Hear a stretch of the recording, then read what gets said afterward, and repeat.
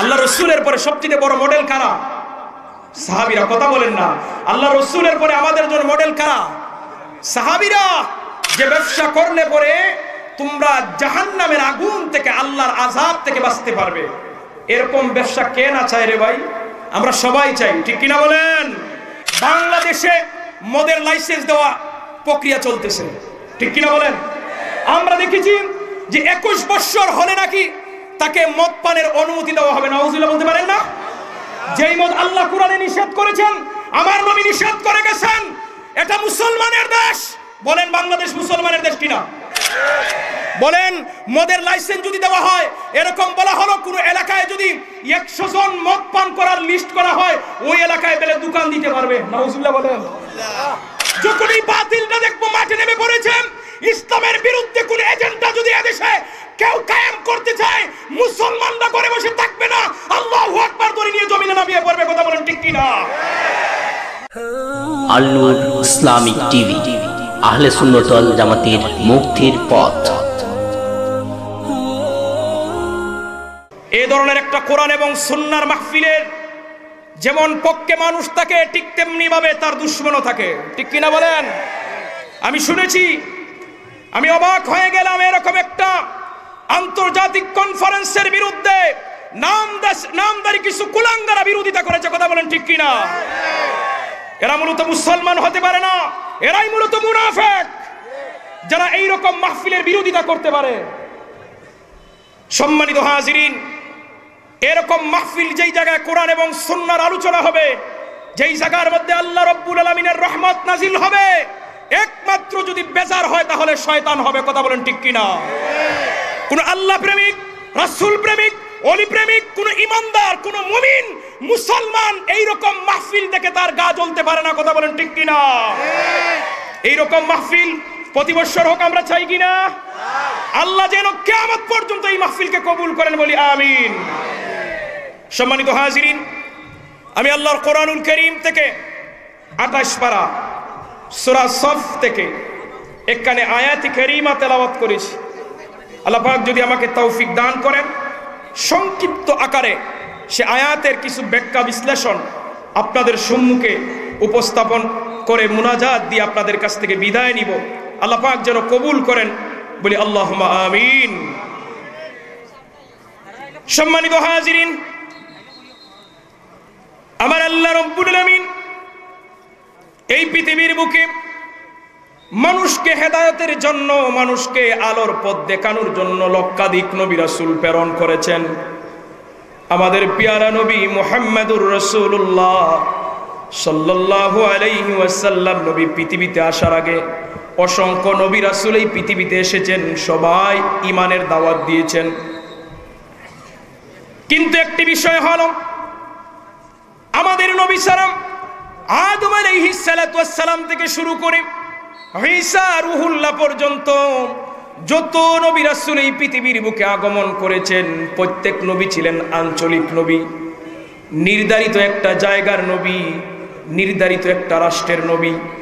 আদম আলাইহিস সালাতু ওয়াস সালামকে আল্লাহ পাক বলেছেন, অমুক দেশে যাও, ওই জায়গায় গিয়ে দ্বীনের দাওয়াত দাও। মূসা নবীকে পাঠাইলেন মিশরে, ওনার শ্বশুর শুআইব আলাইহিস সালাতু ওয়াস সালামকে পাঠালেন পার্শ্ববর্তী রাষ্ট্রে।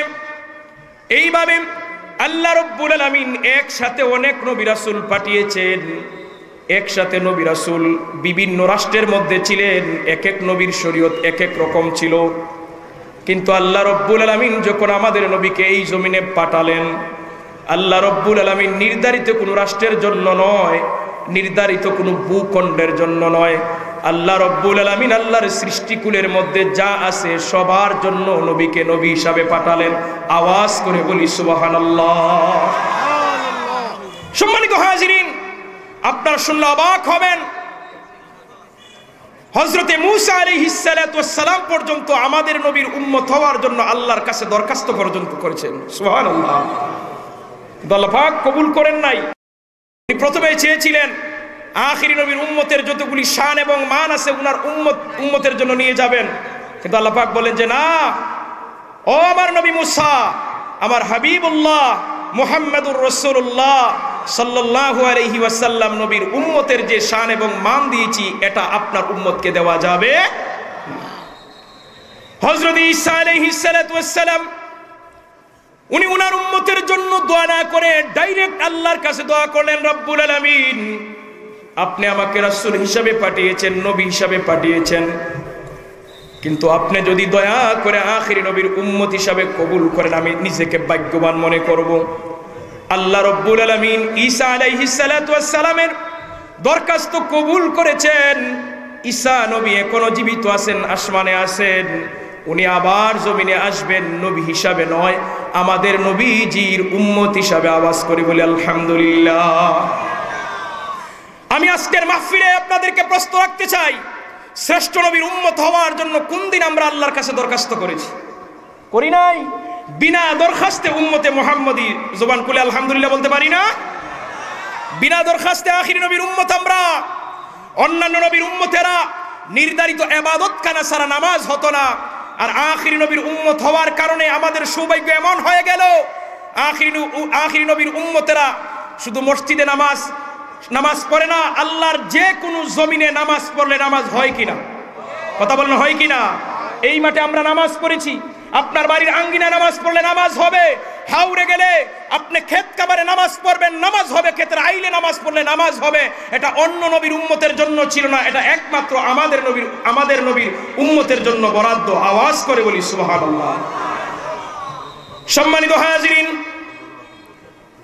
আমি যে আয়াতে কারিমা তেলাওয়াত করলাম, আল্লাহ রব্বুল আলামিন কোরআনুল কারীমের মধ্যে ইরশাদ করতেছেন, ইয়া আইয়ুহাল্লাযীনা আমানু হাল আদুল্লুকুম আলা তিজারাতিন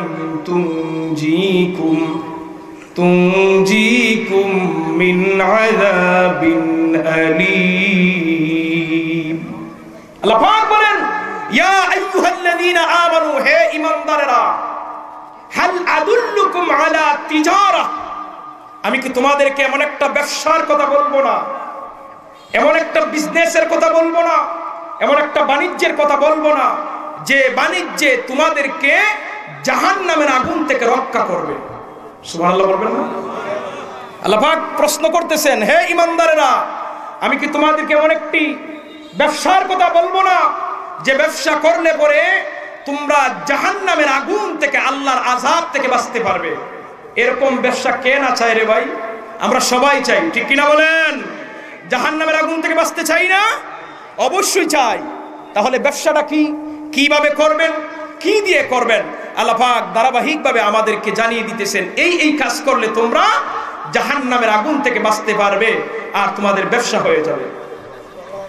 আল্লাহ রাব্বুল আলামিন বলেন, তুমিনুনা বিল্লাহি ওয়া রাসূলিহি ওয়া তুজাহিদুনা ফি সাবিলিল্লাহ।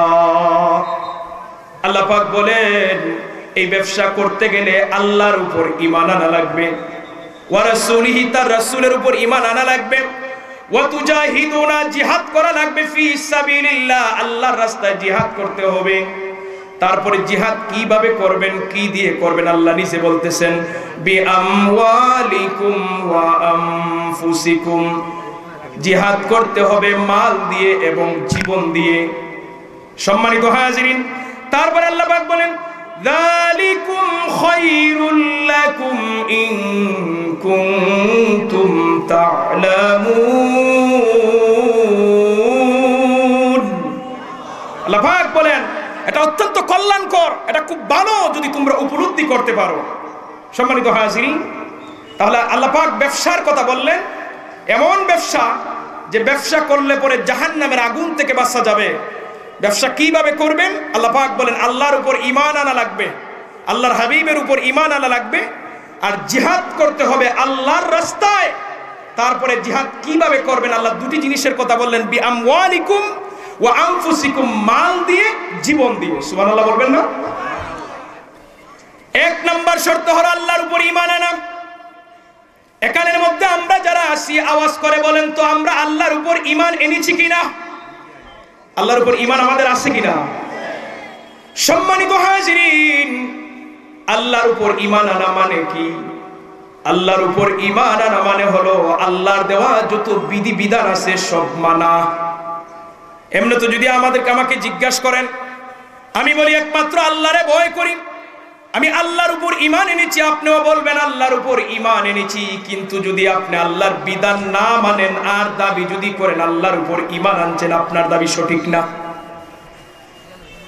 আপনার আমার দাবি তখনই সঠিক হয়ে যাবে যদি আমরা ঈমান আনার সাথে সাথে আল্লাহ রাব্বুল আলামিনের বিধানকে মেনে চলি। 2 নম্বর হলো ওয়া রাসূলিহি, তার রাসূলের উপর ঈমান আনা। এই জায়গার মধ্যে যদি সবাইকে প্রশ্ন করা হয় কে রাসূলকে ভালোবাসে না, বলবে সবাই আমরা আল্লাহ রাসূলকে ভালোবাসি, আল্লাহ রাসূলের উপর ঈমান এনেছি। একথা সবাই আমরা মুখে মুখে বলি, এটা মুখে মুখেই থেকে যাবে যদি আল্লাহ রাসূলের সুন্নতের ইত্তেবা আপনার আমার মধ্যে না থাকে। কথা বলেন ঠিক কিনা?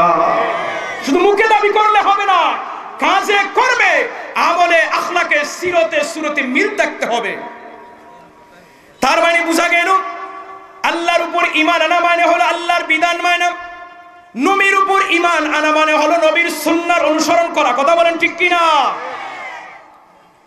দুটি ঈমানের পরে, দুটি বিষয়ের পরে আল্লাহ রাব্বুল আলামিন আমাদেরকে বলতেছেন ওয়া তুজাহিদুনা ফি সাবিলিল্লাহ, আল্লাহর রাস্তায় জিহাদ করা। আজকে আমরা সব কিছু মানতে রাজি, কিন্তু জিহাদ আমরা ভুলে গেছি। আজকে মুসলমানরা জিহাদ ভুলে গেছে। কথা বলেন ঠিক কিনা? মুসলমানরা জিহাদ ভুলে যাওয়ার কারণে আজকে কাফের মুশরিকরা মুসলমানদেরকে হত্যা করতেছে, নির্যাতন করতেছে। সারা পৃথিবী জুড়ে মুসলমানরা আজকে নিপীড়িত, একমাত্র কারণ হলো মুসলমানদের উপর যে আল্লাহ জিহাদ ফরজ করেছেন সেই জিহাদ মুসলমানরা আজকে ভুলে গেছে। সম্মানিত হাজিরিন, জিহাদ কিভাবে করতে হবে আল্লাহ রাব্বুল আলামিন নিজেই আমাদেরকে বলেছেন বি আমওয়ালিকুম ওয়া আনফুসিকুম, তোমরা জিহাদ করো মাল দিয়ে, জীবন দিয়ে। আজকে আমরা আমাদের নিজেদের জীবনের মায়া আছে, মালের মায়া আছে, কিন্তু জিহাদের মায়া নাই। আমরা মাল দিয়েও জিহাদ করি না, জীবন দিয়েও জিহাদ করি না। সম্মানিত হাজিরিন, সাহাবায়ে কেরামের জিন্দেগি যদি আমরা তালাশ করি, তারা সারাটা জীবন ভর তাদের মালগুলি ইসলামের জন্য কুরবান করে দিয়েছেন, জানটাও ইসলামের জন্য কুরবান করে দিয়েছেন। ঠিক কিনা বলেন? মুমিন মুসলমানরা যদি শিক্ষা নিতে হয়, সাহাবায়ে কেরাম ছাড়া আর উত্তম মডেল আমাদের কাছে আর নাই। আল্লাহ রাসূলের পরে সবচেয়ে বড় মডেল কারা?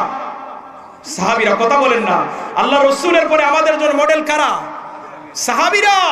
কারণ আল্লাহ রাসূলের সাহাবায়ে কেরাম আল্লাহ রাসূলকে দেখেছেন, আল্লাহ রাসূলের কাছ থেকে শিখেছেন, তারা বাস্তবে আমল করে, প্র্যাকটিক্যাল আমল করে আমাদের জন্য নমুনা রেখে গেছেন। ঠিক কি না? কিন্তু আমরা সাহাবায়ে কেরামের জিন্দেগি পড়ি না, সাহাবায়ে কেরামের জীবনী আমরা জানি না, আমাদের মন গড়া জিন্দেগি কাটাইতেছি, এজন্য জিহাদ ভুলে গেছি। আর দিন দিন মুসলমানরা নির্যাতিত হচ্ছে, পিছিয়ে পড়েছে মুসলমানরা আর সারা বিশ্বে। আসুন আমরা সাহাবায়ে কেরামের জিন্দেগি থেকে আমরা উদাহরণ নেই। তবে আমি মুবারকবাদ জানাই, অভিনন্দন জানাই, অনেক বছর পরে আমরা আল্লাহু আকবারের ধ্বনি শুনলাম ভারতের জমিনে। ঠিক কিনা বলেন? মুসলমানরা যখন ইসলাম ভুলে গেল, জিহাদকে যখন মুসলমানরা ভুলে গিয়েছিল, সেই মুহূর্তে ভারতের জমিনে উগ্রবাদী হিন্দুরা যখন মুসলমানদের বুরকা এবং হিজাব নিয়ে টানাটানি শুরু করলো, মুসলমান মা বোনদেরকে যখন হেনস্থা করা শুরু করে দিল, সেই উগ্রবাদী হিন্দুদের সামনে আমাদের একজন দিনী বোন, মুস্কান নামে দিনী বোন আল্লাহু আকবার ধ্বনি উচ্চারণ করেছে। কথা বলেন ঠিক কিনা? আমি বলতে চাই, ভারতের জমিনে যদি উগ্রবাদী হিন্দুদের সামনে একজন দিনী বোন যদি আল্লাহু আকবার উচ্চারণ করতে পারে, আমরা কি বাংলার জমিন থেকে আল্লাহু আকবার বলতে পারি কিনা? জোরে বলতে হবে, পারি কিনা? ইমানে আওয়াজে বলি আল্লাহু আকবার, আর আওয়াজ করে বলি আল্লাহু আকবার। যখন এই বাতিলটা দেখবো মাঠে নেমে পড়েছে, ইসলামের বিরুদ্ধে কোন এজেন্ডা যদি এদেশে কেউ কায়েম করতে চায়, মুসলমানরা ঘরে বসে থাকবে না, আল্লাহু আকবার ধরে নিয়ে জমিনে নামিয়ে পড়বে। কথা বলেন ঠিক কিনা?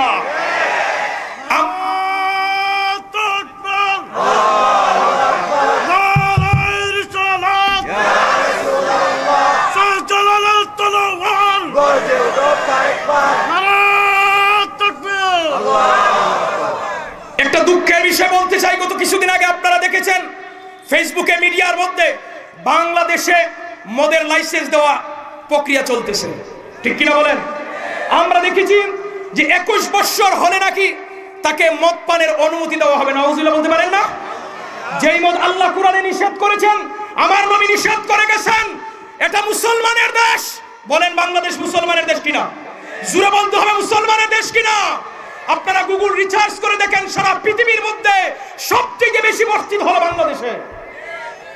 বাংলাদেশ আয়তনের দিকে ছোট হতে পারে, কিন্তু বাংলাদেশ হলো ইমানের দেশ, বাংলাদেশ হলো মুসলমানদের দেশ। মুসলমানের দেশে একটা অবৈধ জিনিসকে, যেটা আল্লাহ নিষেধ করেছেন, আমার নবী নিষেধ করেছেন, সেটা বাস্তবায়নের জন্য নাস্তিক মুরতাদেরা সরকারকে চাপ দিচ্ছে। আমরা সরকার মহোদয়কে অনুরোধ করব, এমন কোন কাজ করবেন না যেই কাজ করে মুসলমানদের কলিজায় আঘাত লাগে। বলেন মদের লাইসেন্স যদি দেওয়া হয়, এরকম বলা হলো কোন এলাকায় যদি 100 জন মদ পান করার লিস্ট করা হয়, ওই এলাকায় পেলে দোকান দিতে পারবে। নাউজুবিল্লাহ বলেন। এইরকম একটা সিদ্ধান্তের পায়তারা চলতেছে। আমরা আমাদের এই মঞ্চের মধ্যে যারা রাজনীতিবিদ আছেন, সরকারের ঊর্ধ্ব মহলের মানুষ আছেন, আপনাদের কাছে অনুরোধ করব, আমরা জানি আপনিও যদি মুসলমান হয় থাকেন এটা পছন্দ করবেন না, ঠিক কিনা? কোন মুসলমানের ঘরের সন্তান এই জিনিসকে পছন্দ করবে না। আমরা অনুরোধের সহিত জানাবো, বাংলাদেশের মাননীয় প্রধানমন্ত্রী সহ বাংলাদেশের যত রাজনীতিবিদ আছেন, আপনারা এই বিষয়ে আবার বিবেচনা করুন। এমন কোন সিদ্ধান্ত নেবেন না যে সিদ্ধান্ত নিলে মুসলমানদের কলিজায় আঘাত লাগে। না হলে মুসলমানদের ভালোবাসা থেকে আপনারা অনেক দূরে চলে যাবেন। মুসলমানদের ভালোবাসা থেকে দূরে চলে গেলে কি অবস্থা হবে আল্লাহই ভালো জানেন, ঠিক কিনা? আমি আবার বলতে চাই, আল্লাহু আকবার ধ্বনি আসতে হবে না জোরে হবে? ইমানি আওয়াজে বলেন আসতে হবে না জোরে হবে? ভারতের বোন আমরা হযরত মুহাম্মদুর রাসূলুল্লাহ সাল্লাল্লাহু আলাইহি ওয়াসাল্লামের জামানার হযরতে সুমাইয়া রাদিয়াল্লাহু তাআলা আনহাকে দেখার সৌভাগ্য হয় নাই আমাদের, ঠিক কি না? সুমাইয়া রাদিয়াল্লাহু তাআলা আনহাকে দেখার সৌভাগ্য হয় নাই, কিন্তু আমরা ভারতের জমিনে সেই সুমাইয়া রাদিয়াল্লাহু তাআলা আনহার উত্তরসূরি আমাদের মুস্কানকে আমরা দেখেছি, যে সাহস নিয়ে ভারতের হিন্দুদের, উগ্রবাদী হিন্দুদের সামনে আল্লাহু আকবার স্লোগান দিছে। ও মুসলমান, আমরা কেন আল্লাহু আকবার স্লোগান দিতে ভয় পাবো, ঠিক কি না? আমাদের কোনো বাধা নাই, নিষেধ নাই, তারপরে কেন ভয় পাবো? ইমানি আওয়াজে বলি আল্লাহু আকবার। এই মুসলমানরা দুইটা হাত তুলে বলি আল্লাহু আকবার, আর আওয়াজে বলি আল্লাহু আকবার, আরো জোরে বলি আল্লাহু আকবার। আজানের প্রথম বাক্য কি? জোরে বলেন। আজানের প্রথম বাক্য, ইকামতের প্রথম বাক্য, নামাজের প্রথম শব্দ, যেই দিকে যাবেন আল্লাহু আকবার। আল্লাহু আকবার ছাড়া মুসলমানের উপায় নাই। মুসলমানদের শক্তি হলো আল্লাহু আকবার, ঠিক কি না? মুসলমানরা জিহাদের ময়দানে যাইতেন আল্লাহু আকবারের ধ্বনি দিয়ে। এখনো মুসলমানরা আর ঘুমিয়ে থাকলে হবে না, আমাদেরকে সজাগ থাকতে হবে। সম্মানিত হাজিরিন, আল্লাহ রাব্বুল আলামিন কোরআনুল কারীমের মধ্যে আমাদেরকে জানিয়ে দিতেছেন, ওয়া তুজাহিদুনা ফি সাবিলিল্লাহি বিআমওয়ালিকুম ওয়া আনফুসিকুম, তোমরা জিহাদ করো আল্লাহর রাস্তায় জীবন দিয়ে আর মাল দিয়ে, মাল দিয়ে আর জীবন দিয়ে জিহাদ করো। আমার বন্ধুগণ, মাল দিয়ে কিভাবে আমরা জিহাদ করব, জীবন দিয়ে কিভাবে জিহাদ করব, ছোট্ট একটি উদাহরণ আপনাদেরকে দেই। জীবনটা কিভাবে ইসলামের জন্য সাহাবায়ে কেরাম তাদের জীবন বিলিয়ে দিয়েছিলেন। মক্কার জমিনে একজন যুবক মানুষ ছিল, তাকড়া যুবক, নাম ছিল তার আব্দুল উজ্জা, নাম ছিল তার আব্দুল উজ্জা। ছোটবেলায় উনার মা বাবা মারা গেছেন, মারা যাওয়ার পরে উনি চাচার কাছে লালিত পালিত হয়েছেন, বড় হয়েছেন। আব্দুল উজ্জা যখন বড় হলেন, বড় হয়ে যাওয়ার পরে শুনলেন মদিনার জমিনে আল্লাহর হাবিব সাল্লাল্লাহু আলাইহি ওয়াসাল্লাম ইসলামের দাওয়াত দিতেছেন। আব্দুল উজ্জার দিলের মধ্যে নবীর প্রতি ভালোবাসা জন্ম নিল, মহব্বত জন্ম নিল। আব্দুল উজ্জার ধারণা, যদি সুযোগ পাইতাম নবীর কাছে যাইতাম আর কালেমা পড়ে মুসলমান হয়ে যাইতাম। কিন্তু চাচার ভয়ে উনি কিছু করতে পারতেছে না, বলতেও পারতেছে না। একদিন সাহস করে আব্দুল উজ্জা তার চাচাকে বলে, চাচা, আপনি কি শুনেছেন মদিনার জমিনে মুহাম্মদ নামে একজন নবী আগমন করেছেন, যিনি সত্যের দাওয়াত দিতেছেন? আব্দুল উজ্জা চাচা বলে, হ্যাঁ আমি শুনেছি। আব্দুল উজ্জা বলেন, আমি আমার চাচাকে জিজ্ঞাসা করলাম, চাচা সেই মুহাম্মদ আপনার কাছে কেমন মনে হয়? আব্দুল উজ্জা চাচা বলে, সবাই যখন ভালো বলে অবশ্যই ভালো হবে। আব্দুল উজ্জা বলেন, আমি একটু সাহস পেয়ে গেলাম, আমি আমার চাচাকে প্রশ্ন করলাম, চাচা তাহলে কি আপনি সেই মুহাম্মদ সাল্লাল্লাহু আলাইহি ওয়াসাল্লামের ধর্ম গ্রহণ করবেন, কালেমা পড়বেন? কি কালি এই কথা আব্দুল উজ্জা উপস্থাপন করেছেন। ওনার চাচা জবাব দিলেন, সাবধান আব্দুল উজ্জা, তুমি আমার ভাতিজা, এই নাম আর আমার সামনে উচ্চারণ করবে না। আমি আমার বাপদাদার ধর্ম মেনে চলবো, কোনোদিন মুহাম্মদকে মানবো না। আওয়াজ করে বলি নাউজুবিল্লাহ। আব্দুল উজ্জার হৃদয়ের মধ্যে আল্লাহর নবীর প্রতি ভালোবাসা আরো বেড়ে গেল, ইসলামের প্রতি ভালোবাসা বেড়ে গেল, মহব্বত বেড়ে গেল। আব্দুল উজ্জা তখন চাচার সামনেই উচ্চ আওয়াজে পড়ে নিলেন, লা ইলাহা ইল্লাল্লাহু মুহাম্মাদুর রাসূলুল্লাহ সাল্লাল্লাহু আলাইহি ওয়াসাল্লাম। আব্দুল উজ্জার চাচা বলেন, ভাতিজা তুমি জানো কেমন অপরাধ করলেন? তোমার কাছে যতগুলি উট আছে, যত সম্পদ আছে, সব আমার দেওয়া। তুমি এই মুহূর্তে আমার সম্পদগুলো ফেরত দাও। আব্দুল উজ্জা নবীর মহব্বতে ইসলাম চাচার দেওয়া সমস্ত উটগুলি ফেরত দিলেন, সম্পদগুলি ফেরত দিয়ে দিলেন। আব্দুল উজ্জার চাচা বলে, ভাতিজা তোমার পরনের মধ্যে যে লঙ্গি আছে, গায়ের মধ্যে যে পোশাক আছে, এটাও আমার টাকা দিয়ে কেনা, এটাও ফেরত দাও। সম্মানিত হাজিরিন, দুনিয়ার কোন দুশ্মনও এমন কাজ করবে না, কথা বলেন ঠিক কিনা? গায়ের পোশাক খুলে নেয়, দুশ্মনও করে না। কিন্তু আব্দুল উজ্জা নবীর মহব্বতে ওনার গা থেকে পোশাক খুলে নিলেন, পরন থেকে লঙ্গি খুলে তার চাচার হাতে তুলে দিয়ে উলঙ্গ হয় একটা দৌড় দিয়ে মায়ের কাছে চলে গেছে। মা জিজ্ঞেস করলেন, রে বাবা তোমার এই অবস্থা হলো কেন? আব্দুল উজ্জা জবাব দিলেন, মা তার একমাত্র কারণ হলো আরবের নবীকে আমি ভালোবাসলাম। আল্লাহু আকবার বলেন। মা বলেন, রে বাবা তুমি আমার কাছে কেন এসেছো? আব্দুল উজ্জা বলেন, মা আমি আপনার কাছে কোনো সম্পদ চাই না, যদি কোনো কাফর তাকে আমাকে দেন, আমি আমার মদিনার জমিনে আমার নবীর দরবারে চলে যাব। মায়ের কাছে কোনো কাফর ছিল না, সেরা একখানি কম্বল ছিল। সেরা একখানি কম্বল নিয়ে আব্দুল উজ্জা তার লজ্জাস্থানটা ডাকলেন, আর এক টুকরা গায়ের মধ্যে দিয়ে দীর্ঘদিন কখনো পায়ে হেঁটে কখনো আরোহণ করে দীর্ঘ অনেক দিন পরে মসজিদে নববীর দরজার সামনে এসে বসে পড়লেন। আল্লাহর নবী নামাজ আদায় করেন, মসজিদে নববী থেকে বের হয়ে দেখলেন একজন মানুষের মাথার চুলগুলো এলোমেলো হয়ে আছে, শরীরটা কঙ্কালের মতো হয়ে গেছে। জিজ্ঞাসা করলেন, তোমার পরিচয় কি? সম্মানিত হাজিরিন, আব্দুল উজ্জা তার জীবনের সব কথাগুলো বলার পরে আল্লাহর হাবিব সাল্লাল্লাহু আলাইহি ওয়াসাল্লাম ওনার চক্ষু মুবারকে অজর ধরায় পানি পড়তে লাগলো। আল্লাহ নবী বলেন, রে আব্দুল উজ্জা তুমি ইসলামের জন্য এত কিছু ত্যাগ স্বীকার করলে, সম্পদ তো তুমি সম্পদের মায়া ছেড়ে দিলে, এমনকি ইসলামের জন্য নিজের গায়ের পোশাকটা পর্যন্ত দিয়ে আসলে। ওরে আব্দুল উজ্জা, আজ থেকে তোমার নাম আব্দুল উজ্জা নয়, আজ থেকে আমি নবী তোমার নাম রেখে দিলাম আব্দুল্লাহ। সুবহানাল্লাহ বলেন। এই যুবক ভাইরা আওয়াজ করে বলেন সুবহানাল্লাহ। সম্মানিত হাজিরিন, তাবুকের যুদ্ধ হবে। আল্লাহর নবী ঘোষণা দিলেন, মদিনার সাহাবীরা এবং মদিনার মহিলারা তোমাদের প্রত্যেকের তৌফিক অনুযায়ী জিহাদের মধ্যে অংশগ্রহণ করো। সম্মানিত হাজিরিন, প্রত্যেক সাহাবী তাদের তৌফিক অনুযায়ী সম্পদ নবীর কদমে রাখলেন। হযরত উমর রাদিয়াল্লাহু তাআলা আনহুর তখন অর্থনৈতিক অবস্থা বড় ভালো ছিল। হযরত উমর রাদিয়াল্লাহু তাআলা আনহু বিশাল বড় একটা সম্পদের বোঝাই নিয়ে নবীর কদমে হাজির। আল্লাহ নবী জিজ্ঞাসা করলেন, উমর তোমার পরিবারের জন্য তুমি কি রেখে এসেছো? হযরত উমর জবাব দিলেন, ইয়া রাসূলুল্লাহ, ইয়া হাবিবাল্লাহ, ওগো মায়ার নবী, আমার ঘরের মধ্যে যতগুলি সম্পদ ছিল সমস্ত সম্পদে আমি 2 ভাগ করলাম। 1 ভাগ আমি আমার পরিবারের জন্য রেখে আসলাম, আর 1 ভাগ আমি জিহাদের জন্য আপনি নবীর কদমে কুরবান করে দিলাম। সুবহানাল্লাহ বলবেন না? এরকম দানশীল মানুষ এখন আছে যে অর্ধেক সম্পদ দিয়ে দিবে? নাই। তো হযরত উমর রাদিয়াল্লাহু তাআলা আনহু ভাবলেন আজকে মনে হয় আমি সবচেয়ে বেশি সম্পদ দান করেছি। ওনার মনের মধ্যে একটু আনন্দ যে আমি মনে হয় আজ নবীর সামনে বেশি সম্পদ রাখলাম জিহাদের জন্য।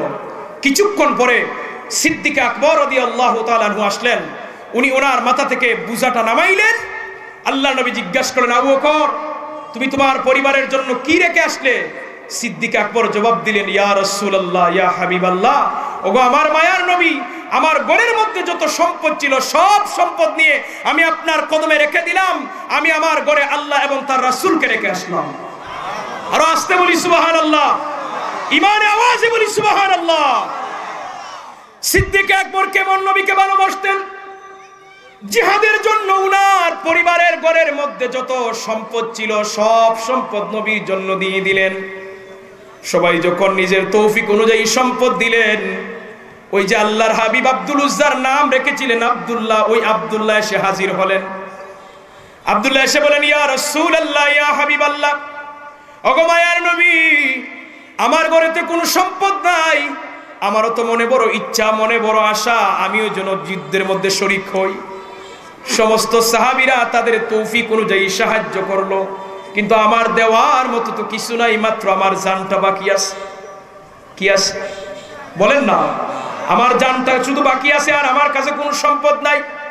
ইয়া রাসূলুল্লাহ ইয়া হাবিবাল্লাহ, ওগো মায়ার নবী, আপনি দোয়া করে যেন তাবুকের যুদ্ধে আমি শহীদ হয়ে যাই, আমার জীবন দিয়ে যেন ইসলামের সেবা করতে পারি।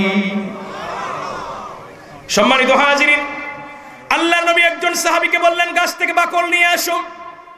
সাহাবী গাছ থেকে বাকল নিয়ে আসার পরে নবীজি ওই বাকলটি আব্দুল্লাহর হাতের মধ্যে বেঁধে দিলেন আর দোয়া করলেন, রব্বুল আলামিন, আমি আমার আব্দুল্লাহকে বড় ভালোবাসি। আব্দুল্লাহ তাবুকের যুদ্ধে যাবে, কিন্তু সে যেন শহীদ না হয়। সুবহানাল্লাহ বলেন। আব্দুল্লাহ বলেন, ইয়া রাসূলুল্লাহ, আমি চাইলাম জীবন দিয়ে সাহায্য করব, আমার মনের মধ্যে বড় আশা আমি শহীদ হব, জীবন দিয়ে যুদ্ধে শরীক হব, আর আপনি আমার শহীদ হওয়াটাকে হারাম ঘোষণা করে দিলেন। কারণ নবী যা দোয়া করেন সব আল্লাহ কবুল করেন, ঠিক কিনা? সম্মানিত হাজিরিন, আল্লাহর নবী বলেন, রে আব্দুল্লাহ, তুমি ইসলামের জন্য যতটুকু ত্যাগ স্বীকার করেছো, তুমি তাবুকের যুদ্ধে শহীদ হওয়া লাগবে না। তুমি যদি জ্বরে আক্রান্ত হয়ে মারা যাও, আল্লাহ রব্বুল আলামিন তোমাকে শাহাদাতের মর্যাদা দান করবেন। তাবুকের যুদ্ধ শেষ হয়ে গেল, আব্দুল্লাহ শহীদ হলেন না। কিছুদিন পরে আল্লাহর নবীর কাছে সংবাদ আসলো, ওই আব্দুল্লাহ জ্বরে আক্রান্ত হয়েছেন। জ্বরে আক্রান্ত হয়ে যাওয়ার কিছুদিন পরে আল্লাহ নবীর কাছে সংবাদ আসলো, আব্দুল্লাহ ইন্তেকাল করেছেন। বলি ইন্না লিল্লাহি ওয়া ইন্না ইলাইহি রাজিউন। আল্লাহর নবী সাহাবায়ে কেরামদেরকে সংবাদ পাঠাইলেন, সাহাবীরা যাও, আমি নিজে আব্দুল্লাহর লাশ দৌত করব। খুশি না আপনারা? রাহমাতুল লিল আলামিন নবী নিজে যদি উনার নুরানি হাত মুবারক দ্বারা কারো লাশ দৌত করে দেন, মানে কি জান্নাতের সার্টিফিকেট পাওয়া, ঠিক কিনা বলেন? আল্লাহর হাবিব নিজে উনার হাত মুবারক দ্বারা আব্দুল্লাহর লাশ দৌত করলেন, নিজে কাফন পরাইলেন, নিজে ইমামতি করলেন। সুবহানাল্লাহ বলবেন না? গভীর রজনীতে আব্দুল্লাহকে দাফন করা হলো। হযরতে আব্দুল্লাহ ইবনে মাসউদ রাদিয়াল্লাহু তাআলা আনহু বর্ণনা করেন হাদিসটি, যে আমি দূর থেকে দেখলাম ওই আব্দুল্লাহর লাশ দুইজন মানুষে তাদের কাঁধের মধ্যে নিয়ে বহন করে নিয়ে আসতেছেন। দুইজনের মধ্যে একজন হলেন হযরতে উমর, দ্বিতীয় জন হলেন হযরতে আবু বকর সিদ্দিক রাদিয়াল্লাহু তাআলা আনহু। আপনারা বলেন তো, আল্লাহ রসুলের পরে সবচেয়ে দামি সাহাবী হলেন হযরতে আবু বকর আর হযরতে উমর। কথা বলেন ঠিক কিনা? হযরতে উমর আর আবু বকর দুইজনে মিলে আব্দুল্লাহর লাশ কাঁধের মধ্যে বহন করে কবরের দিকে নিয়ে যাচ্ছেন। আব্দুল্লাহ ইবনে মাসউদ রাদিয়াল্লাহু তাআলা আনহু বর্ণনা করেন, আমি লক্ষ্য করলাম কবরের পাশে একজন বাতি নিয়ে দাঁড়িয়ে আছেন, উনি হলেন হযরত বেলাল রাদিয়াল্লাহু তাআলা আনহু। হযরত আব্দুল্লাহ ইবনে মাসউদ বলেন, আরেকজন ব্যক্তি কবরের মধ্যে দাঁড়িয়ে আছেন। কবরের মধ্যে যিনি দাঁড়িয়ে আছেন, উনি দুনিয়ার কোন সাধারণ মানুষ নন, উনি স্বয়ং রাহমাতাল লিল আলামিন। আল্লাহু আকবার। হযরত আব্দুল্লাহ ইবনে মাসউদ রাদিয়াল্লাহু তাআলা আনহু বলেন, আমি দৃশ্যটি দেখলাম। নবী বলেন, ওরে উমর, ওরে আবু বকর, আমার আব্দুল্লাহর লাশ আমার কুলে দাও। নবী আব্দুল্লাহর লাশটা কুলের মধ্যে নিয়ে নবী নিজ হাতে কবরে দাফন করলেন। নবীজি কবরে আব্দুল্লাহর লাশ রেখে আকাশের দিকে তাকিয়ে আল্লাহকে বলতেছেন, আল্লাহ আমি আমার আব্দুল্লাহর প্রতি খুশি ছিলাম, আপনি আমার আব্দুল্লাহর প্রতি খুশি হয়ে যান। হযরত আব্দুল্লাহ ইবনে মাসউদ বলেন, এই দৃশ্য দেখে আমার চোখের পানি চলে আসলো। আমি মনে মনে ভাবলাম, ওই আব্দুল্লাহর জায়গায় আব্দুল্লাহ না হয়ে যদি আমি মাসউদ হতে পারতাম তাহলে আমার জীবনটা ধন্য হয়ে যাইত। কেমন মানুষ আব্দুল্লাহ ছিল, যার লাশ নবী নিজে দৌত করেন, নিজে কাফন পরান, নিজেই দাফন করেন, নিজেই আবার দোয়া করেন। সম্মানিত হাজিরিন, ওই আব্দুল্লাহ, ওরে বেতাপুর জাগ্রত ভাইয়েরা আমার, এখানের মধ্যে যেই সব যুবক বাইরে এসেছেন, আব্দুল্লাহ ছিল যুবক, আমরাও যুবক। আব্দুল্লাহ ইসলামের জন্য কি কুরবান করলেন, আজ আমরা কি করি? আজকের যুবক ভাইয়েরা ইসলামের ইতিহাস পড়ে না, ইসলাম জানে না। আজকের যুব সমাজেরা ধ্বংসের দিকে যাচ্ছে, কথা বলেন ঠিক কিনা? আমি যুবক ভাইদেরকে বলবো, যুবক ভাইরা ওই আব্দুল্লাহর জীবনী পড়ো, হযরত উমরের জীবনী পড়ো, আবু বকর সিদ্দিক রাদিয়াল্লাহু তাআলা আনহুর জীবনী পড়ো। তারা কেমন যুবক ছিলেন, যুবক অবস্থায় তারা ইসলামের জন্য কি করেছিলেন, যদি পড়তে পারো তোমার হৃদয়ে ঈমানি চেতনা জাগ্রত হবে। তুমিও এই দেশের মধ্যে এরকম ইসলামী কোন এজেন্ডা বাস্তবায়ন করতে পারবে, কথা বলেন ঠিক কিনা? সম্মানিত হাজিরিন, সাহাবীরা এইভাবে জীবন দিয়ে, মাল দিয়ে আমাদেরকে দেখিয়ে গেছেন কিভাবে ইসলামের সেবা করতে হয়, জিহাদ করতে হয়। এই যে আল্লাহ রাব্বুল আলামিন কোরআনে বললেন, ওয়া তুজাহিদুনা ফি সাবিলিল্লাহ বিআমওয়ালিকুম ওয়া আনফুসিকুম, মাল দিয়ে, জীবন দিয়ে কিভাবে আল্লাহর রাস্তায় জিহাদ করবেন। সাহাবায়ে কেরামগণ হলেন আমাদের কাছে স্পষ্ট নমুনা। মুতার যুদ্ধ যখন অনুষ্ঠিত হবে, আল্লাহর হাবিব সাল্লাল্লাহু আলাইহি ওয়াসাল্লাম তখন সাহাবায়ে কেরামদেরকে নিয়ে বসা। মুতার যুদ্ধ যখন অনুষ্ঠিত হবে, আল্লাহর হাবিব সাল্লাল্লাহু আলাইহি ওয়াসাল্লাম সাহাবায়ে কেরামদের নিয়ে বসা। নবী সমস্ত সাহাবায়ে কেরামদের সম্মুখে বলেন, আমার সাহাবীরা, আমি বাইজান্টাইন সাম্রাজ্যের কাছে আমি চিঠি পাঠিয়েছিলাম, কিন্তু তারা আমার দূতকে হত্যা করেছে। সর্বযুগের একটি আইন হলো, সারা পৃথিবী জুড়ে বার্তা বাহকের সাথে যদি বাজে আচরণ করা হয়, অথবা তাকে যদি হত্যা করা হয়, অথবা তাকে যদি জেলে বন্দী করা হয়, মূলত এটা যুদ্ধের ঘোষণা। এটা বর্তমানও পৃথিবীতে চলতেছে, এটা আল্লাহ রসুলের জামানায় ছিল। আল্লাহ রসুল দিনের দাওয়াত দিয়ে একজন সাহাবীর মাধ্যমে বাইজেন্টাইন সাম্রাজ্যের কাছে চিঠি পাঠিয়েছিলেন যেন ইসলাম ধর্ম গ্রহণ করে। কিন্তু তারা কি করলো, চিঠির সুন্দর জবাব না দিয়ে আল্লাহ রসুল সাল্লাল্লাহু আলাইহি ওয়াসাল্লামের দূতকে তারা হত্যা করেছিল। দূতকে হত্যা করার কারণে নবী সাহাবায়ে কেরামদের সম্মুখে উনি জিহাদের ডাক দিলেন, যুদ্ধের ঘোষণা দিলেন। মুতার স্থানটা ছিল জর্ডানে, যেটা বাইতুল মুকাদ্দাসের কাছাকাছি জায়গা। সম্মানিত হাজিরিন, মানুষ যদি অজানা অবস্থায় জানে ওই জায়গায় গেলে মারা যাবে, কেউ যাবে না। দুইটা গ্রামে যদি মারামারি লাগে, আপনি যদি জানেন ওই জায়গায় যদি মারামারি করতে গেলে আপনি মারা যাবেন, বলেন আপনি যাবেন? কথা বলেন না। আপনি আশকন্দিতে মারামারি হবে, আপনি নিশ্চিত জানেন ওই জায়গায় গেলে আপনি মরবেন, আপনি যাবেন? কথা বলেন না। না, কিন্তু সাহাবায়ে কেরাম জানতেন যে ওই যুদ্ধে গেলে আমি শহীদ হব, আমি মারা যাব, নবী ডিক্লেয়ার দিয়ে গেছেন। কিন্তু তারপরও সাহাবায়ে কেরাম গেছেন কিনা? কথা বলেন না। সাহাবায়ে কেরাম গেছেন। না জেনে মরা আর জেনে শুনে মরা কি সমান? কখনো না। না জেনে আমরা মারা যাইতে পারি, কিন্তু জেনে শুনে মরা এত সহজ না রে ভাই। মুতার যুদ্ধ হলো আমাদের কাছে জ্বলন্ত প্রমাণ। মুসলমানরা ইসলামের ইতিহাস ভুলে গেছে, এই জন্য মুসলমানরা দুর্বল। মুসলমানরা যদি মুসলমানদের সাহাবায়ে কেরামের ইতিহাস জানতো, মুসলমানরা কাফের মুশরিকের কাছে মাথা নত করতো না, ঠিক কিনা? সম্মানিত হাজিরিন, আল্লাহর নবী সাল্লাল্লাহু আলাইহি ওয়াসাল্লাম সাহাবায়ে কেরামদের সম্মুখে বলেন, বাইজেন্টাইন সাম্রাজ্য তারা আমার দূতকে হত্যা করেছে, জিহাদের ডাক দিলেন।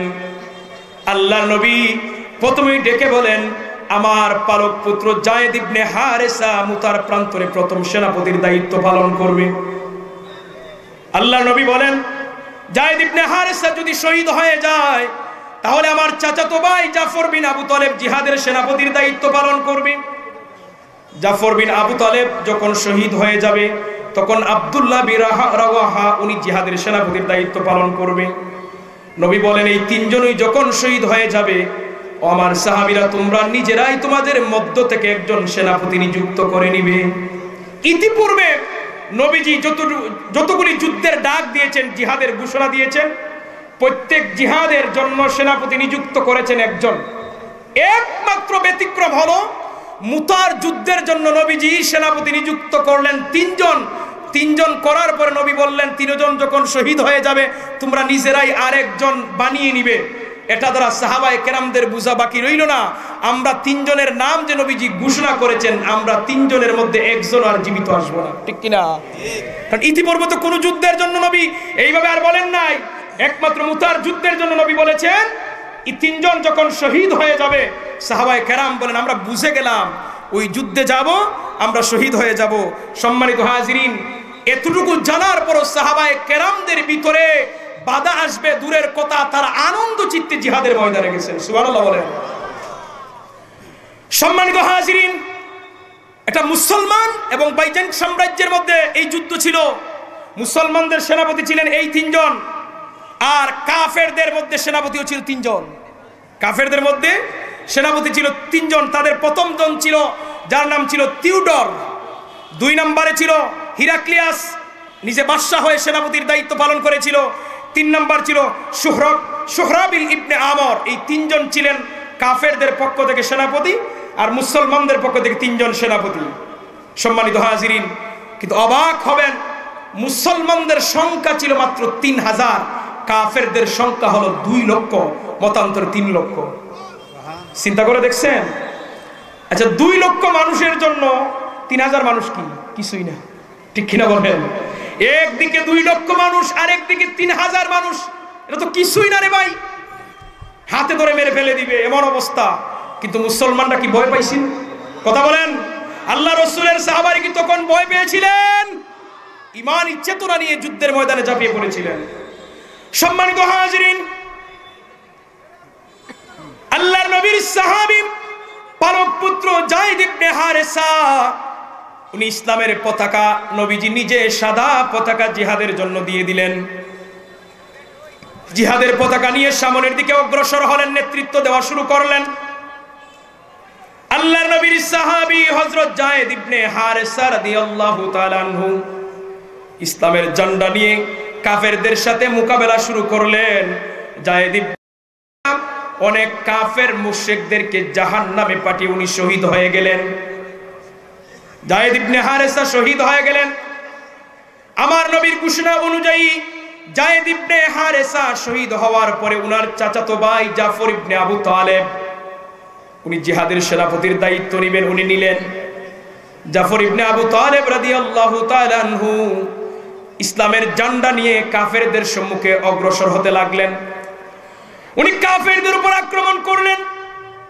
কাফেররা চতুর্দিক থেকে জাফর ইবনে আবু তালেব রাদিয়াল্লাহু তাআলা আনহুকে ঘেরাও করে ফেলল। সম্মানিত হাজিরিন, কাফেররা তরবারি দিয়ে আল্লাহর নবীর সাহাবী জাফর বিন আবু তালেবের ডান হাতের মধ্যে এমন জোরে আঘাত করলো, সাথে সাথে ডান হাতটা জমিনের মধ্যে পড়ে গেল। ডান হাত যখন জমিনে পড়ে আসে, জাফর বিন আবু তালেব বাম হাতের মধ্যে ইসলামের ঝান্ডা নিয়ে গিয়ে গেলেন।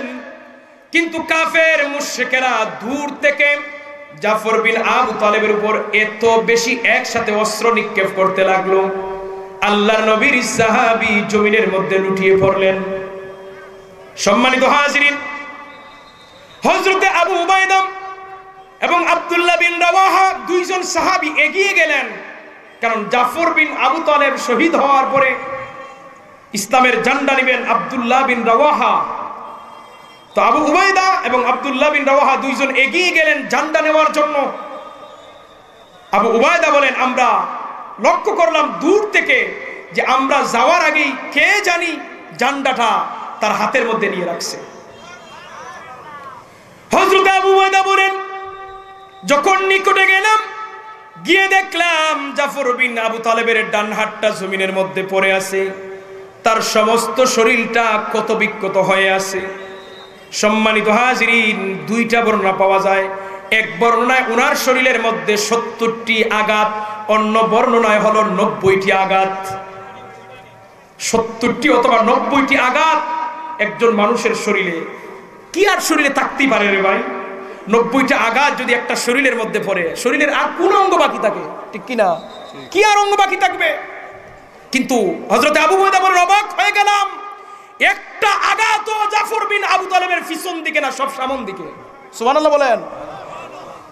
একটা আঘাত জাফর বিন আবু তালেবের পিছন দিকে নয়, প্রত্যেকটি আঘাত তার সামন দিকে, বুকে। তার মানে উনি পিছন দিকে যান নাই, সামন দিকে অগ্রসর হচ্ছেন, আর কাফেররা ওনাকে আক্রমণ করেছে। কিন্তু অবাক বিষয় হলো, উনি বাম হাত দিয়ে যেইভাবে ইসলামের ঝান্ডা রেখে উত্তোলন করে রেখে দিয়েছিলেন, উনি শহীদ হয়ে গেছেন, কিন্তু পতাকা জমিনে পড়তে দেন না। জুড়ে বলেন সুবহানাল্লাহ। হযরত আবু উবাইদা বলেন, জাফর বিন আবু তালেবের লাশকে আমি তার বডিকে একত্রিত করলাম, হাত আলাদা হয়ে গিয়েছিল। কোন কোন বর্ণনায় আসছে অন্যান্য শরীরের অঙ্গগুলিও আলাদা করে ফেলেছিল কাফেররা।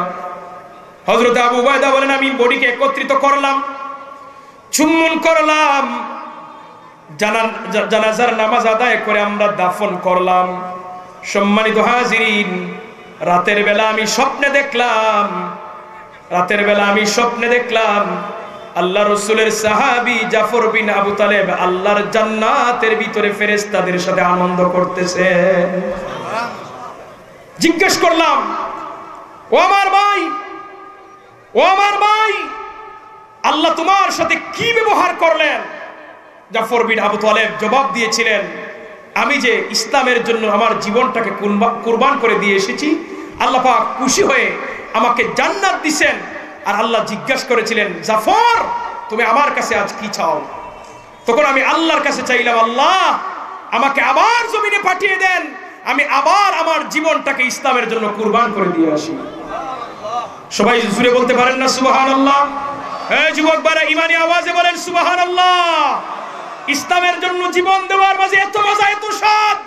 আল্লাহ রাসূলের সাহাবী আল্লাহর কাছে আবার চাইলেন, আল্লাহ পাক বলেন, ও জাফর, এই নিয়ম আর নাই, একবার কেউ যদি জমিনে মারা যায় আবার জমিনে ফেরত যাওয়ার সুযোগ, যারা জান্নাতে যাবে আর কোনোদিন বের হবে না। সম্মানিত হাজিরিন, তৃতীয় নম্বরে হযরত আব্দুল্লাহ বিন রাওয়াহা রাদিয়াল্লাহু তাআলা আনহু ইসলামের ঝান্ডাটা হাতের মধ্যে নিলেন।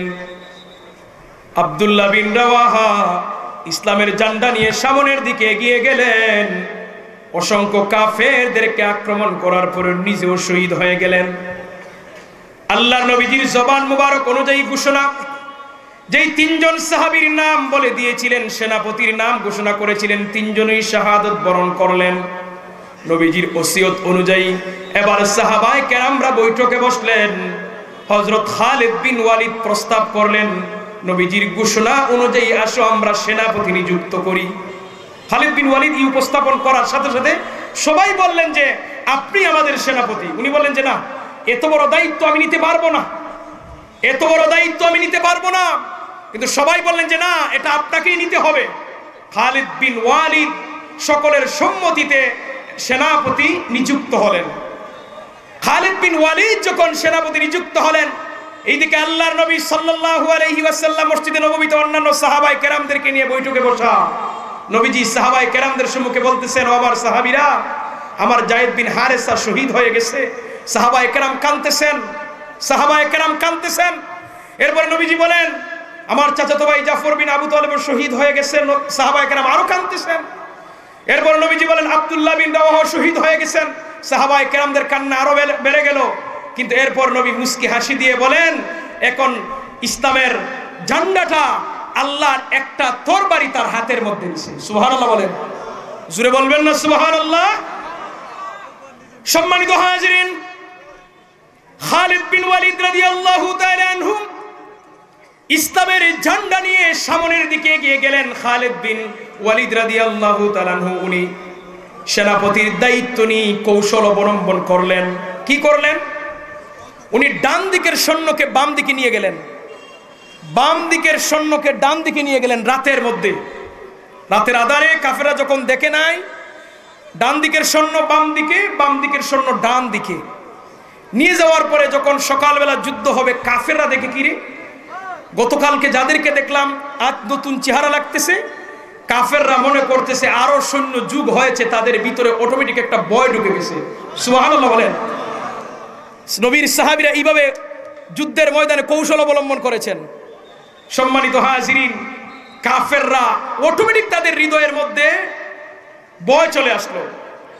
মূলত যুদ্ধ করে মুসলমানদের মুতার যুদ্ধ বিজয় হয় নাই, মুসলমানরা আস্তে আস্তে করে পিছিয়ে পড়লেন, কাফেররাও ভয় পেয়ে আস্তে আস্তে পিছিয়ে পড়লো, তারা তাদের জায়গায় চলে গেল, মুসলমানরা আস্তে আস্তে মদিনায় চলে আসলো। কিন্তু মুতার যুদ্ধে মুসলমানের বিজয়টা কিভাবে? বিজয়টা হলো সারা তখন পৃথিবী জুড়ে একটা খবর ছড়িয়ে পড়লো যে এই পৃথিবীর নেতা, আরবের নেতা যে মোহাম্মদ, মদিনার নেতা যে মোহাম্মদ, তার মাত্র 3000 অনুসারী 2 লক্ষ থেকে 3 লক্ষ মানুষের মোকাবেলা করেছে, এরা অবশ্যই সত্যবাদী হবে। এই যুদ্ধের পরে দলে দলে গুত্রে গুত্রে মানুষেরা কালেমা পড়ে মুসলমান হয়ে গেল। সম্মানিত হাজিরিন, জিহাদের ফলাফল হলো মুসলমানদের মাত্র 12 জন অথবা 13 জন শাহাদত বরণ করেছেন, কিন্তু কাফেরদের সংখ্যা জানা যায় নাই। কাফেররা কতজন মারা গেছে, মুসলমানরা কতজন কাফেরদেরকে দুনিয়া থেকে বিদায় দিস। তবে একটা বর্ণনা থেকে অনুমান করা যায়, হযরত খালিদ বিন ওয়ালিদ নিজে বলেন, আমি মুতার প্রান্তরে 9টি তরবারি একটা একটা করে কাফেরদের গর্দান কাটতে কাটতে আমি ভেঙে দিছি। খুশি না আপনারা? নবীর সাহাবী বলেন, আমি কাফেরদের গর্দান কাটতে কাটতে 1টি 2টি নয় 9টি তরবারি আমি ভেঙে দিছি। ছোট্ট একটি ইয়ামেনি তরবারি আমার হাতে ছিল। সুবহানাল্লাহ বলেন। এটা থেকে অনুমান করা যায় কি পরিমাণ অসংখ্য কাফেরদের গর্দান কেটেছিলেন। সম্মানিত হাজিরিন, মুতার প্রান্তরে কাফেররা চলে গেল, মুসলমানরা চলে আসলেন, মুসলমানদের বিজয় অটোমেটিক ঘোষণা হয়ে গেল। এই যুদ্ধের পরে কাফেররা দলে দলে কালেমা পড়ে মুসলমান হতে লাগলো। আর আল্লাহর হাবিবের জবান মুবারক থেকে যে একটা শব্দ আসলো, আল্লাহর তরবারি, এরপর থেকে খালিদ বিন ওয়ালিদের উপাধি হয়ে গেল সাইফুল্লাহ, মানে হলো আল্লাহর তরবারি। বলি না সুবহানাল্লাহ। সাইফুল্লাহ শব্দের অর্থ আল্লাহর তরবারি। এটা নবীর জবান মুবারক থেকে এসেছিল। যখন খালিদ বিন ওয়ালিদ যুদ্ধের রত অবস্থায় ছিলেন, নবীর জবান থেকে এই কথা আসার পরে আল্লাহ রাব্বুল আলামিন খালিদ বিন ওয়ালিদের তরবারির মধ্যে এমন দাঁড় দিয়ে দিলেন, খালিদ বিন ওয়ালিদ বলেন, একটা নয় দুইটা নয়, আমি 9টি তরবারি কাফের মুশরিকদের গর্দানের মধ্যে আমি কাফেরদের গর্দান কাটতে কাটতে ভেঙে দিছি। এক অবশেষে ছোট্ট একটি ইয়ামেনি তরবারি আমার হাতের মধ্যে ছিল। এখান থেকে আমার মূল শিক্ষার কথা হলো যে মুসলমানরা জেনে শুনে যুদ্ধে গিয়ে শহীদ হয়েছেন, তারপর পিছন দিকে আসেন নাই। কথা বলেন ঠিক কিনা? আজ আমরা মুসলমানরা জিহাদ ভুলে গেছি। আজ আমরা মুসলমানরা জিহাদ ভুলে গেছি। যাদের প্রতি আমরা ভরসা করি আরব দেশ, সে আরব দেশগুলো কাফের মুশরিকদের গোলামি করতেছে। ঠিক কিনা বলেন? আমরা যখন আশা করি যে পৃথিবীর কোনো প্রান্তে যদি ইসলামের উপর আঘাত করা হয়, আগে আরব দেশরা প্রতিবাদ করবে, কিন্তু না, তারা একেবারে নীরব। ওই যে আল্লাহর নবী বলে গিয়েছিলেন যে আমার উম্মতের মধ্যে এক শ্রেণী মানুষ আসবে যারা সম্পদ নিয়ে প্রতিযোগিতা করবে, বিল্ডিং নিয়ে প্রতিযোগিতা করবে, কার চেয়ে কত বড় বিল্ডিং বানানো যায়, কিভাবে এইভাবে বিল্ডিং নিয়ে প্রতিযোগিতা, সম্পদ নিয়ে প্রতিযোগিতা। আজকে যদি আমরা বড় বড় আরব দেশের শায়েখদের দিকে লক্ষ্য করি, তারা আছে কার চেয়ে কত বড় টাওয়ার বানাইতে পারে, কত বড় বিল্ডিং বানাইতে পারে, এই প্রতিযোগিতায়। ঠিক কিনা? তারা নারী পেয়ে সব ভুলে যাচ্ছে। মুসলমানদেরকে মারা হচ্ছে, কাশ্মীরে মারা হর, তারপরে পৃথিবীর কোন প্রান্তে মারা হচ্ছে না বলেন? যত দেশ আছে, কাফের মুশরিকেরা মুসলমানদেরকে নির্যাতন করতে করতে শেষ করে দিতেছে। কিন্তু আরব দেশগুলি নীরব বসে আছে। মূলত প্রত্যেক আরব দেশে এক একটা কাফের মুশরিকদের সাথে তাদের সম্পর্ক আছে, আতাত আছে, তারা নীরব বসে গেছে, আর মুসলমানরা দিন দিন মার খাইতেছে। সম্মানিত হাজিরিন, আমি বাংলার মুসলমান যারা আপনারা যেখানে এখানে আছেন, নবীগঞ্জ উপজেলার বাসিন্দার এই বড় মাহফিল থেকে আমি আপনাদেরকে আহ্বান করতে চাই, জিহাদকে স্মরণ করার দরকার আছে কিনা? জুড়ে বলেন, দরকার আছে কিনা? আরে ভাই, আজকে জিহাদের কথা বললে জঙ্গিবাদী বলা হয় কেন? জিহাদ মানে কি জঙ্গি? না। সম্মানিত হাজিরিন, জঙ্গি একটা ফার্সি শব্দ। আজকে মুসলমানদেরকে মানে তহমা দেওয়া হয়, মুসলমানরা জঙ্গিবাদী। যারা আমাদেরকে অপবাদ দেয়, মূলত তারা এটার অর্থই জানে না। সম্মানিত হাজিরিন, জঙ্গি মানে হলো, জঙ্গি ফার্সি শব্দ, এর অর্থ হলো যুদ্ধ বা জিহাদ। এটা ভালো অর্থ। আপনারা বলেন তো, আমেরিকা কাফের রাষ্ট্র, রাশিয়া কাফের রাষ্ট্র, ভারত কাফের রাষ্ট্র, চীন কাফের রাষ্ট্র, তার জঙ্গি বিমান আছে কিনা? কথা বলেন না আপনারা? তার জঙ্গি বিমান আছে না? তার কাছে যদি জঙ্গি বিমান থাকে তাহলে তারে আরো আগে, সবার আগে জঙ্গি বলা দরকার ছিল। তারে আগে জঙ্গি বলার দরকার ছিল, কিন্তু না, ইসমতে কেউ তারে জঙ্গি বলে না। তার কাছে জঙ্গি বিমান তো আছে। জঙ্গি বিমান মানে কি? যুদ্ধ বিমান। দুই দেশের যুদ্ধ লাগবে, যুদ্ধ বিমান। মূলত এরা সন্ত্রাসকে জঙ্গির তকমা দিতে চায়, কিন্তু না, সন্ত্রাসের সাথে জিহাদের কোনো সম্পর্ক, জুড়ে বলেন, সন্ত্রাসের সাথে জিহাদের কোনো সম্পর্ক নাই। আজকে মুসলমানদেরকে মিথ্যা অপবাদ দেওয়া হচ্ছে, মুসলমানরা সন্ত্রাসী, কিন্তু না, মুসলমানরা কখনো সন্ত্রাসী করে না, মুসলমানরা জিহাদ করে। সন্ত্রাসী যদি করে তাহলে কাফের মুশরিকরা করে। কথা বলেন ঠিক কিনা? আফগানিস্তানের মুসলমানদেরকে দমন করার জন্য, রাশিয়া কি পরিমাণ নির্যাতন করেছিল, কিন্তু অবশেষে পরাজিত হয়ে তার দেশে বাঁচছে। তারপরে আমেরিকা কত হাজার নয়, lakh lakh, crore crore, million, trillion dollar খরচ করলো আফগানিস্তানের মুজাহিদ ভাইদেরকে দমন করার জন্য। বলেন পারছে? কথা বলেন পারছে? না, কারণ আফগানিস্তানের মুসলমানরা তারা দুনিয়ার কোনো মানুষকে পরোয়া করে না, কাউকে ভয় করে না, তারা একমাত্র আল্লাহকে ভয় করে আর আমার নবীজির সুন্নাহর পথকে অনুসরণ করে। ঠিক কিনা বলেন? ছোট্ট একটি রাষ্ট্র হওয়ার পরেও রাশিয়ার মতো, আমেরিকার মতো পৃথিবীর সাম্রাজ্য রাজ্যগুলোকে বিদায় করে দিছে, পিটিয়ে বাগিয়ে দিছে, সারেন্ডার হয়ে তারা এই দেশ থেকে বিতাড়িত হয়েছে। একমাত্র কারণ কি? আফগানিস্তানের আমাদের মুজাহিদ ভাইরা তারা দুনিয়ার কোনো মানুষের কাছে মাথা নত করে নাই, তারা মাথা নত করেছে আল্লাহর কাছে, তাদের জীবন গঠন করেছে আমার নবীজির সুন্নাত দিয়ে। ঠিক কিনা বলেন? আমি আবারও বলি, মুসলমানরা শোন, আমাদের জীবনকে কোরআন এবং সুন্নাহ দিয়ে রঙিন করে নেই।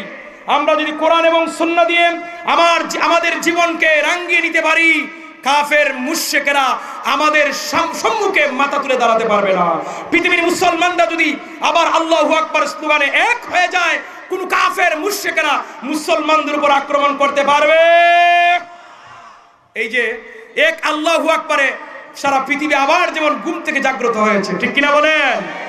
অনেকে বলে ইমাম মাহদী আলাইহিস সালাতু ওয়াস সালাম যখন আসবেন, মুসলমানদের মধ্যে এত দোলাদুলি, এত মারামারি, মুসলমানরা কিভাবে এক হবে?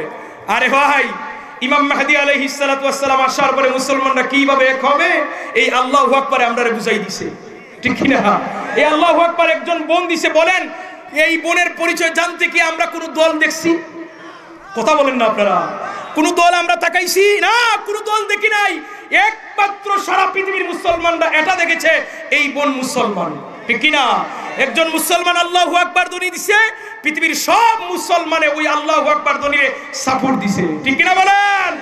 ইমাম মাহদী আলাইহিস সালাতু ওয়াস সালাম যখন পৃথিবীতে আসবেন, উনি এসে যখন আল্লাহু আকবার বলে আওয়াজ দিবেন, সারা পৃথিবীর মুসলমানরা নিজেদের দলাদল ভুলে গিয়ে সবাই ইমাম মাহদী আলাইহিস সালাতু ওয়াস সালামের ছায়াতলে আশ্রয় নেবে।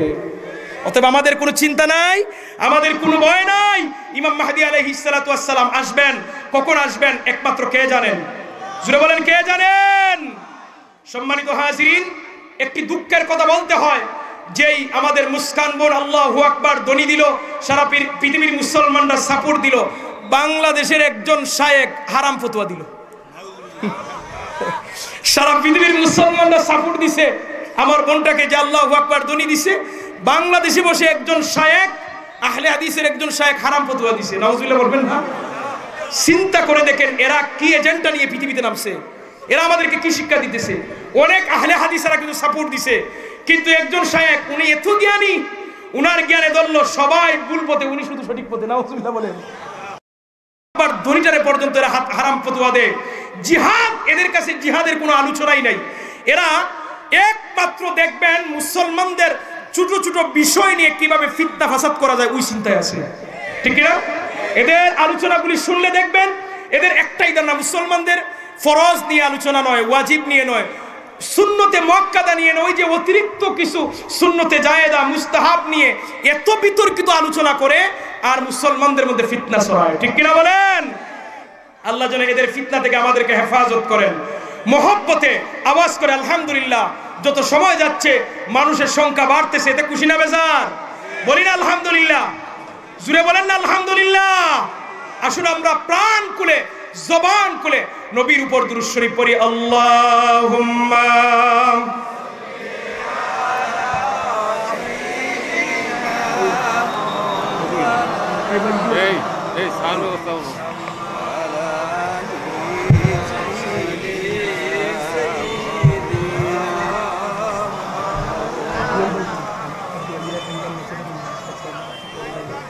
মোহব্বতে পড়ি আল্লাহুম্মা সাল্লিম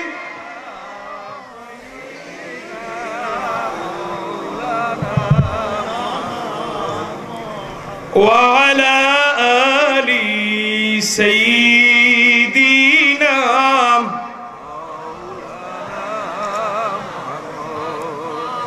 সম্মানিত হাজির, এত মানুষ কিন্তু নবীর উপর দুরূদের আওয়াজ হলো না। ভাই দুরূদ শরীফ পড়তে কোনো অসুবিধা আছে? একটু পড়েন না প্রাণ খুলে, সবাই জবানটা খুলে দেন না। আল্লাহুম্মা